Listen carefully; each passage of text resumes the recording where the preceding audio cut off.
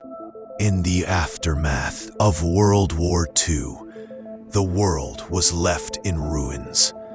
Entire cities lay in rubble, and tens of millions were dead. Two nations emerged from the ashes as global superpowers: the United States and the Soviet Union. Allies during the war, they now stood opposed, locked in a conflict that would last for nearly half a century.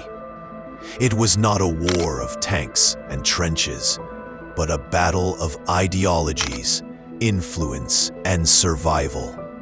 It became known as the Cold War. The United States championed democracy and capitalism, promising freedom of speech, free markets, and individual rights. The Soviet Union, under communist rule, promoted a system where the state controlled the economy and society, with the goal of equality under one-party rule. These visions of the future were incompatible, and suspicion quickly replaced cooperation. By 1947, Europe was divided. Western nations, supported by American aid through the Marshall Plan, rebuilt their economies under democratic governments. Eastern Europe, meanwhile, fell under Moscow's grip, with communist regimes installed in Poland, East Germany, Hungary, and beyond. Winston Churchill famously called it an iron curtain stretching across the continent. The Cold War had begun. At its core, the Cold War was a struggle for power without direct conflict. Both sides feared a war that could destroy the planet.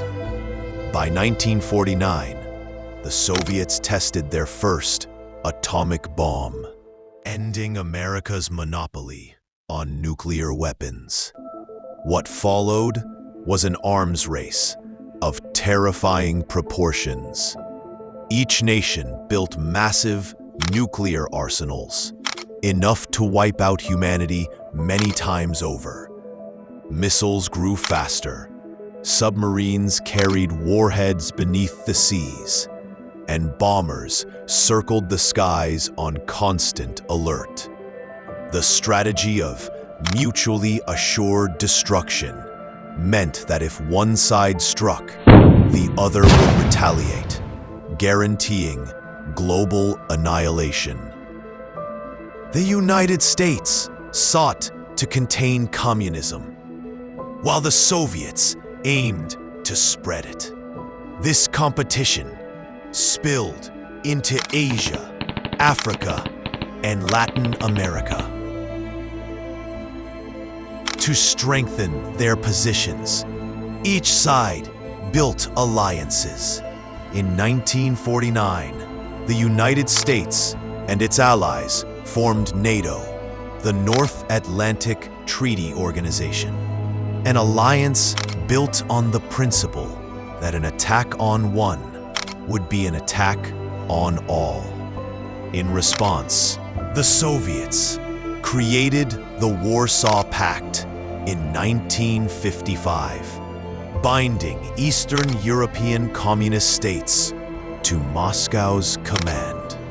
The world had divided into two camps, with nations pressured to choose sides or risk being caught in the middle. Though the Cold War never became a direct shooting war between the superpowers, there were moments when humanity stood on the edge of catastrophe. The first great test came in Berlin. After the war, Germany was divided, and so was its capital. In 1948, the Soviets blockaded West Berlin, cutting off food and supplies. The United States answered with the Berlin Airlift, flying in necessities for almost a year until the blockade was lifted. It was a victory for the West, but it hardened the division of Europe. In 1962, the world came closest to nuclear war. The Soviet Union placed nuclear missiles in Cuba, just 90 miles from the American coast.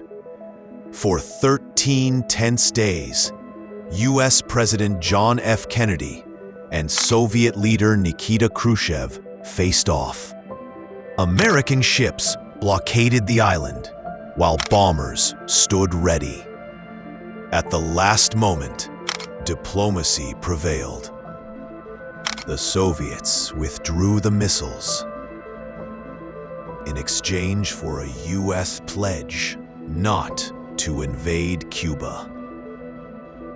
Elsewhere, the conflict played out through proxy wars.